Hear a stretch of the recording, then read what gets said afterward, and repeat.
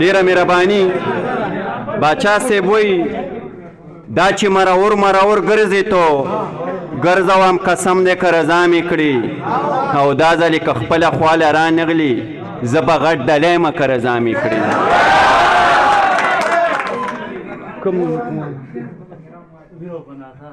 دغه څو شعرونه چې عمر لا په دار زندگی تیره شوه ستا په انتظار زندگی تیره شوه یو ورځ خوشحالي مې پکې ونه کړه ویر او په ناتار زندگی تیره شوه ستاسو چم ته تللی او راغلی یم ټوله په یو لار زندگی تیره شوه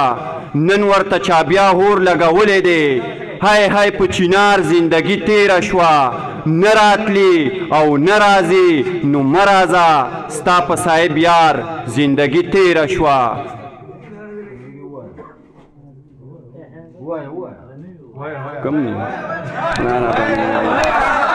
دی مولا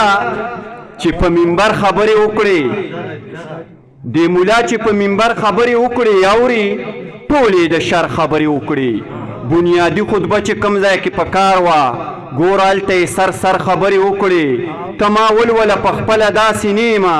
تا ته چا زما په سر خبرې وکړي او دا دننه خلک چا په مونږ خبر کو یاره ما تا خو بخر خبرې وکړي دا صاحب دی چې د اوسم احترام کوي ورته ستاسو ټول ټبر خبرې وکړي او څو بلا شور دی د ښارونو منځ کې مونږ لیوني شو د ګلونو منځ کې مولا الله دې د نڅا وباسي ته د ډېرو کتابونو منځ کې ډېره مننه.